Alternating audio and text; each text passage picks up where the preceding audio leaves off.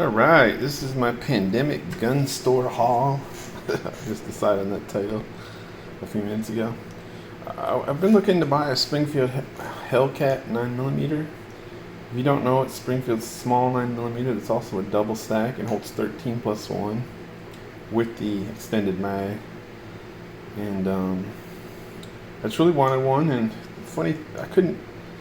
The major gun store we have around here, we have one really big gun store, and I live in a semi-small town, or its population about 100,000. So we have one gun store, and they're good, but they haven't had. I've been keeping an eye on. They haven't had Springfield Hellcat lately. It's been out of stock. I guess a lot of guns are out of stock in this pandemic. Now, they did have a SIG P365, which is similar, and I think it's only $4.99, so the price isn't too bad on that. Like a lot of gun stores, I think they're kind of gouging people, but not too bad. On some guns, not necessarily all of them. As far as ammo, this has been the place, that big gun store I'm talking about, has been the place to check, and a few days ago I actually found some Blazer aluminum case 9mm on the shelf. Quite a bit, actually, for $16.99 for boxes of 50, I think it was, yeah. Which, in this day and age, is pretty much a steal. So I grabbed 2 boxes. I think the maximum they let you have is 3 boxes. I grabbed 2 boxes, just felt like that. And I think after tax and everything, it came like $35. Not bad, because I got 100 rounds of kind of surprise 9mm the other day. Because I only had about 150 rounds left. And so that was kind of my ammo situation. I haven't shot in a while, but I'm definitely planning to soon. But mainly I'm looking for AR ammo, 5.56 or 223, and 9mm. Those are the ones, of course, I need. And of course, those are the ones that are in the shortest supply. But yeah, so I went to a store called Gander Outdoors, which I think is formerly Gander Mountain, but now they mostly sell RVs and such.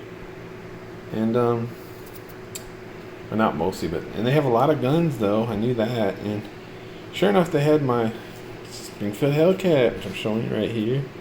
Just picked it up, and it was $519.99, which is a real nice price. I looked online. The only place I saw online of the major spots that had it yesterday. Now, this wasn't an exhaustive search, but it was gunbuyer.com, and it was $569 there. So it'd be $590. I'll tell you what, let me move this over to the bed so I can get a better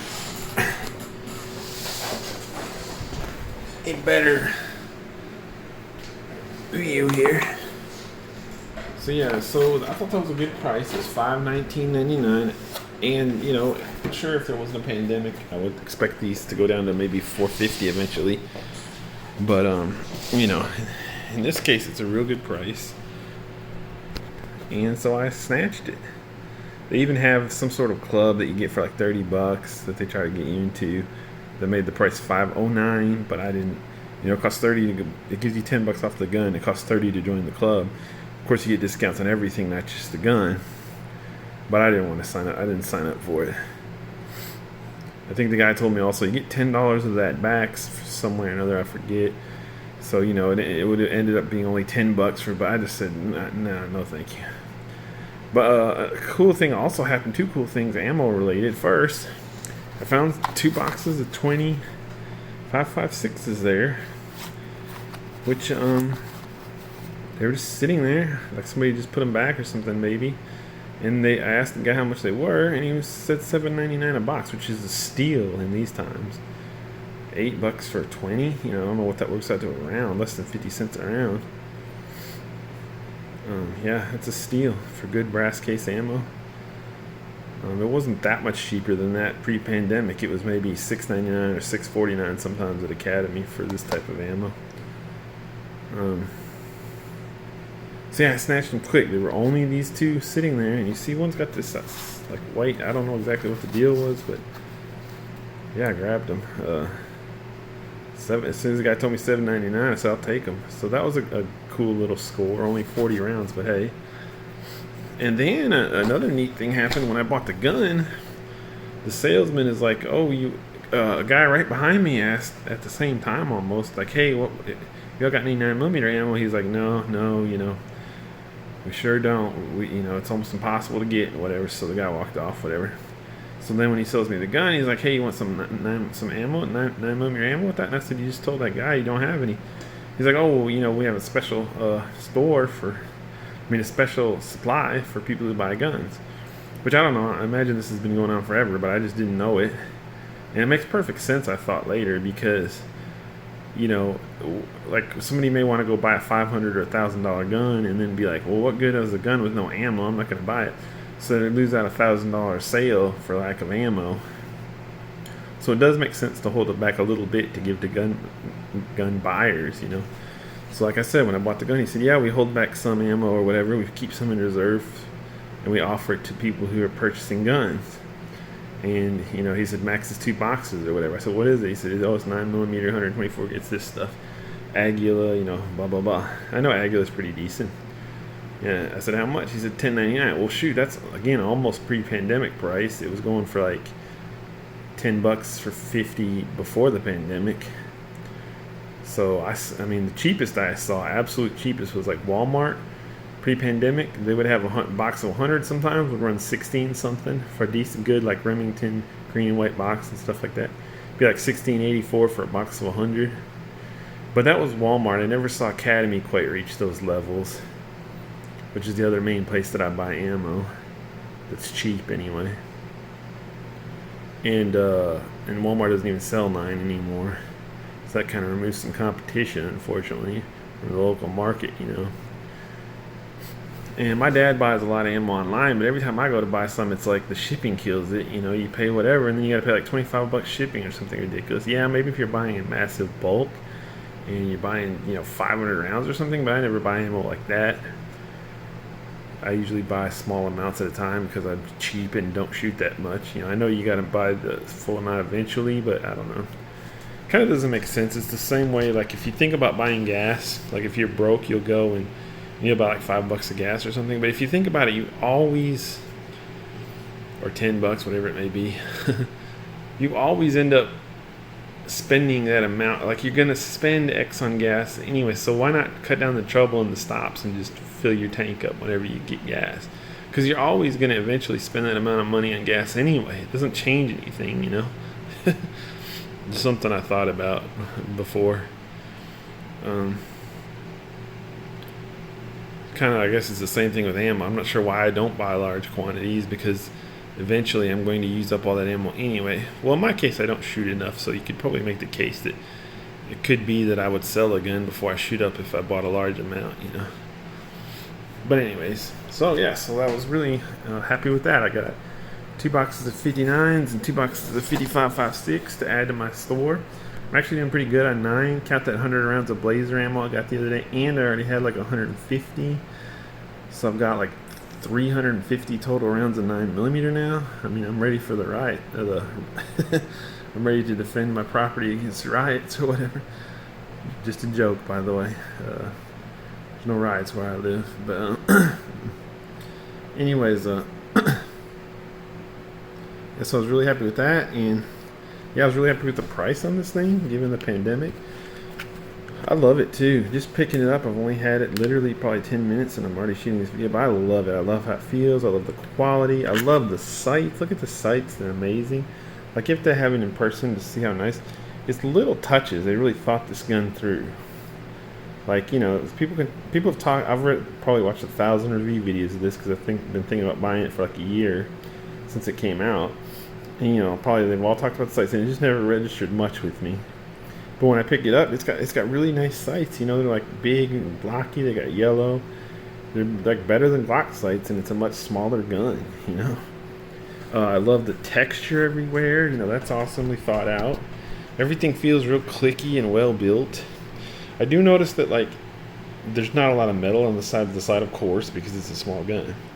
But that does tell me that it's not going to be like a Glock that you can shoot 50 million rounds through it with no fear of wear.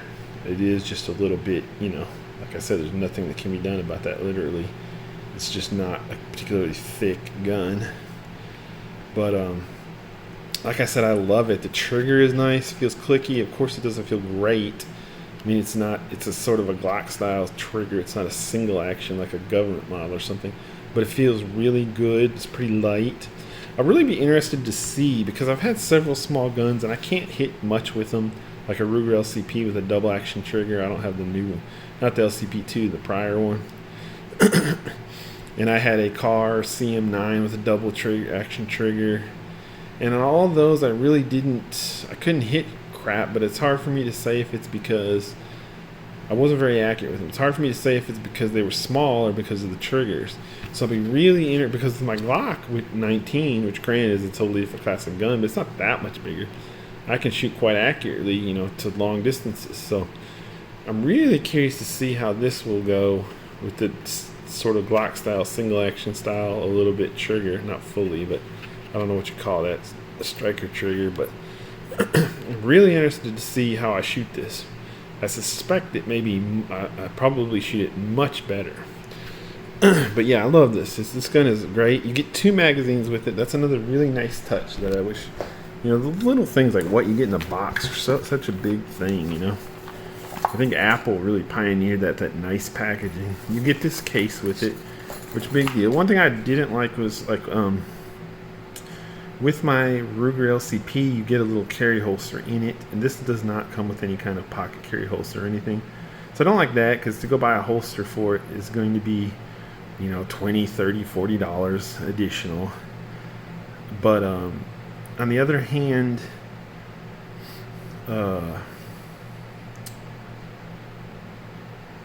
you know, I do wish it had come with the holster, but you know, oh, I do have some holsters that kind of have this holster, and all the one, excuse the yawn, that I used with my CM9 that I kept, that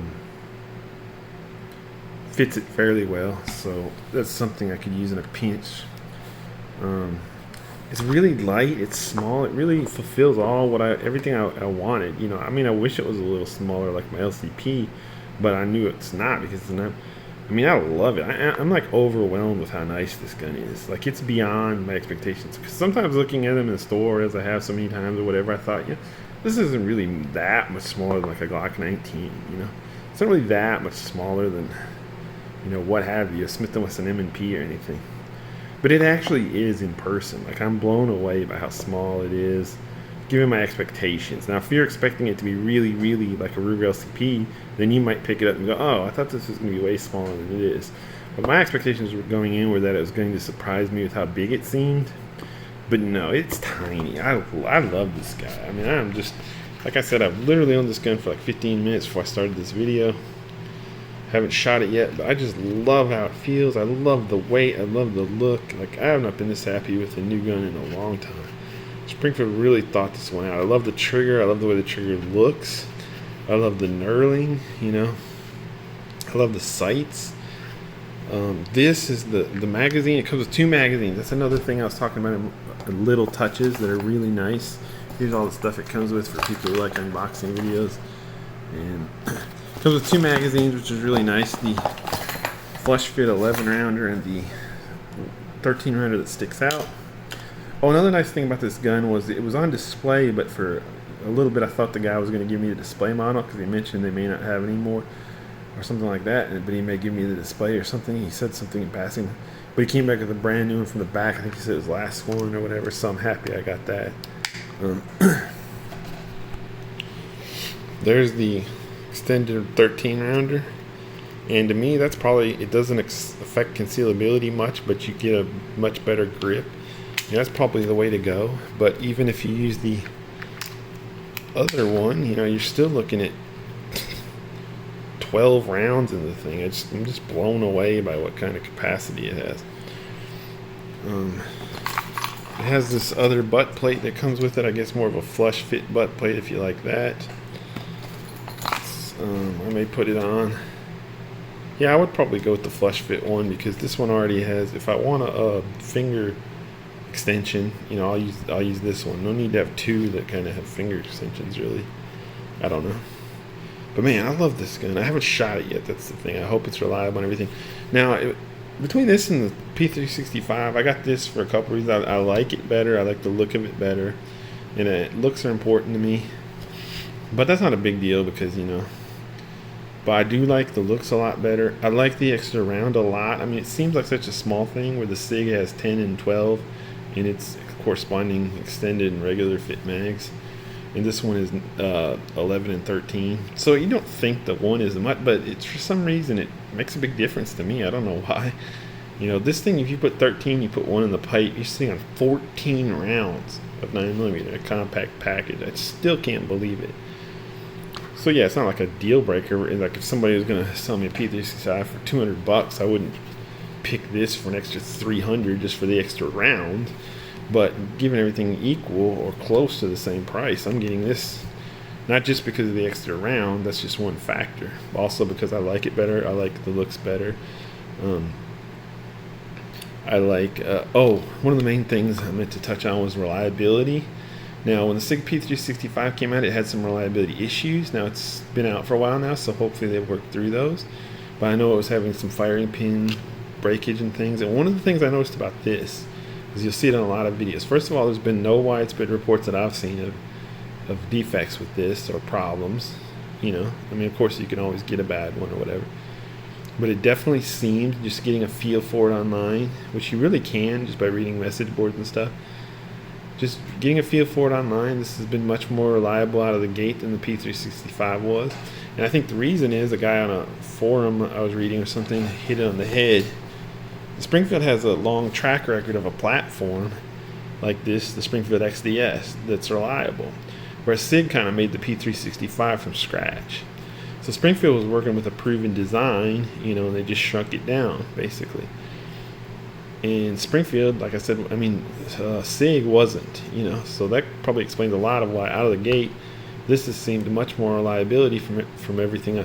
There's a guy on YouTube who did 10,000 round, or a whole channel, because it's several dudes, like a team. They did a 10,000 round torture test of this thing when it was, months ago.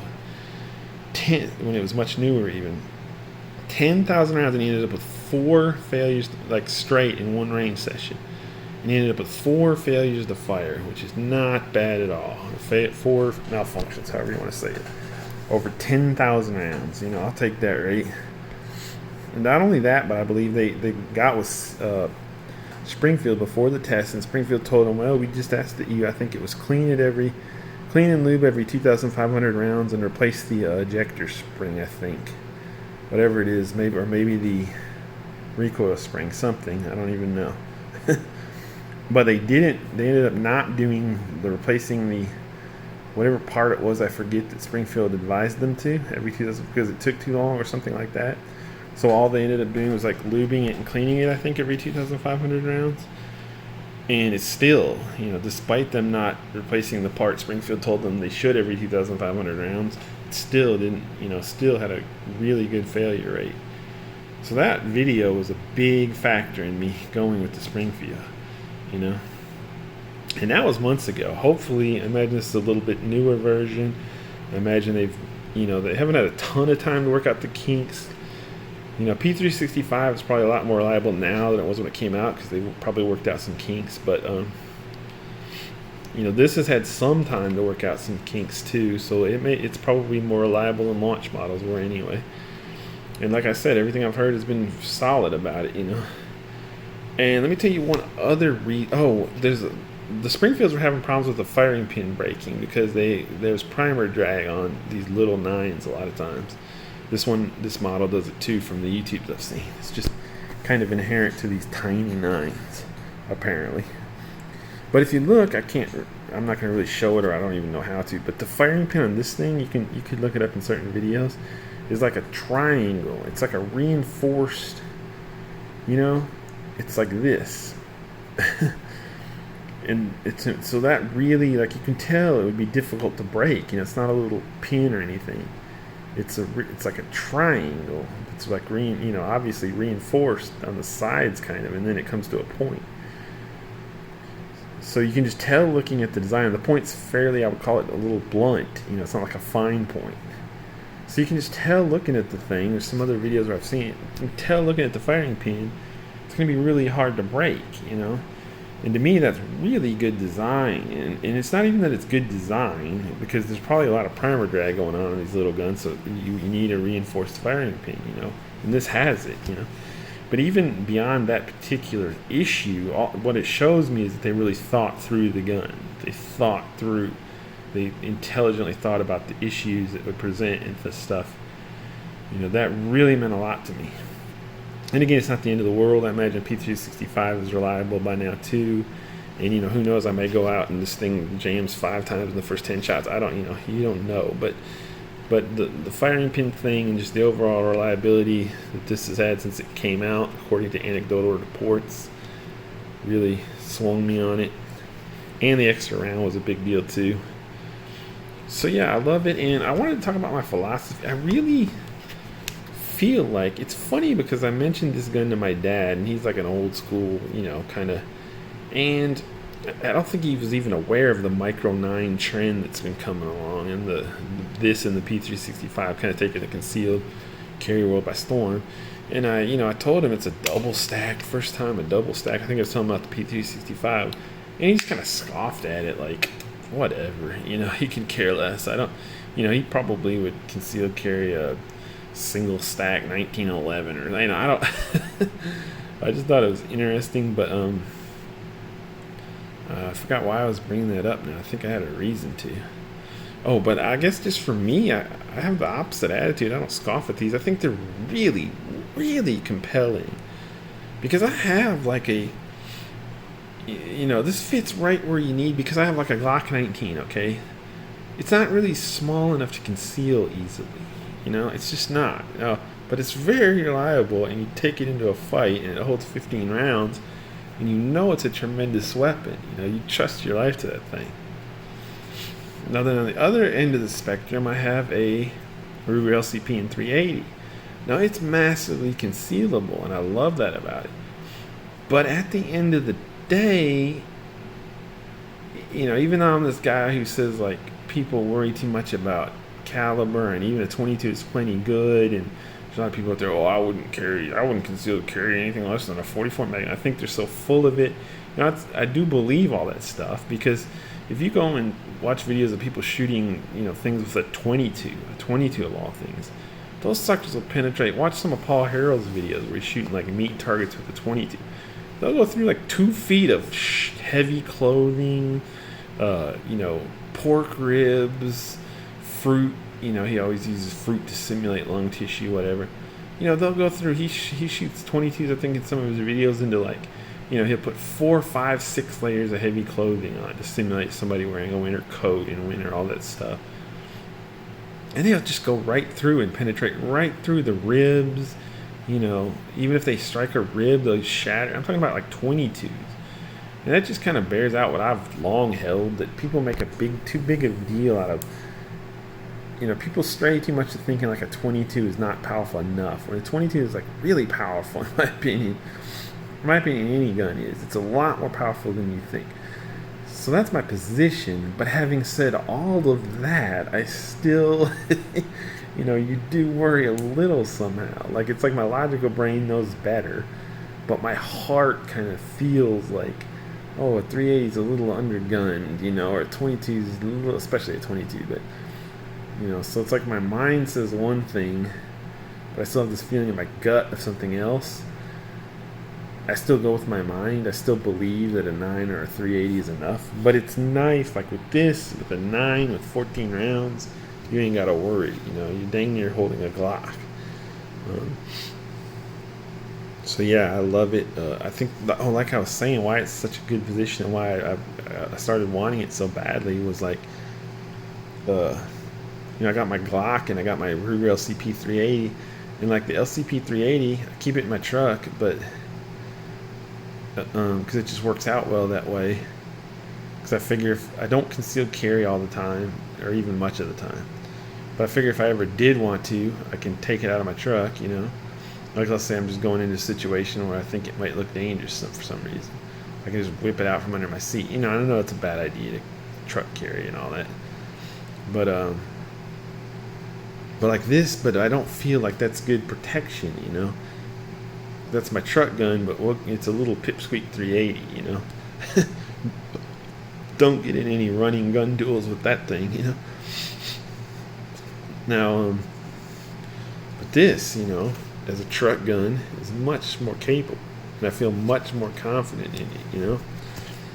And so I think, and yet it's still concealable. And again, if you were concealing, I would feel so much more comfortable with this.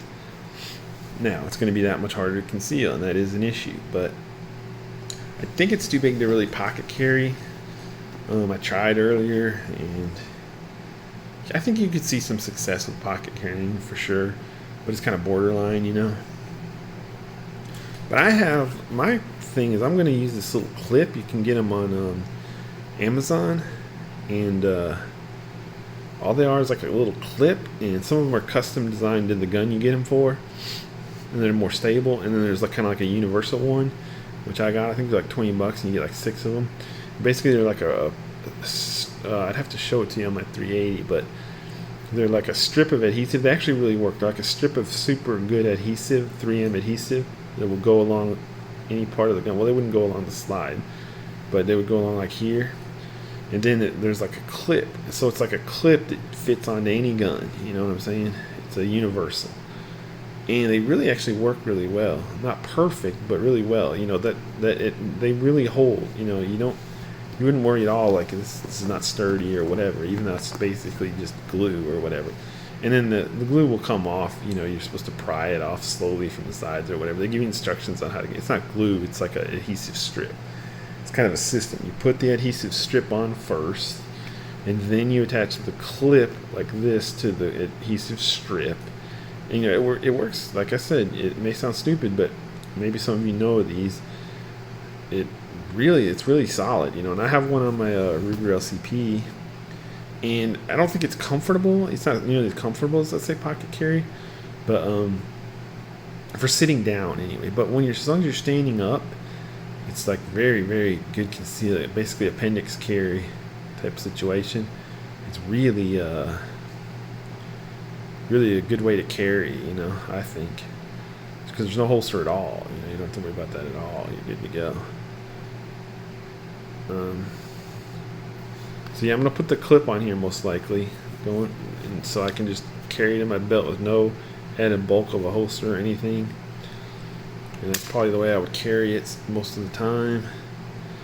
Now, I don't have really a lot else to say, but I'm really happy with my gun haul. Both the ammo I was able to sneakily pick up in the middle of a massive pandemic shortage, and the gun I got, and the price I got on it. And I really like this Springfield Hellcat.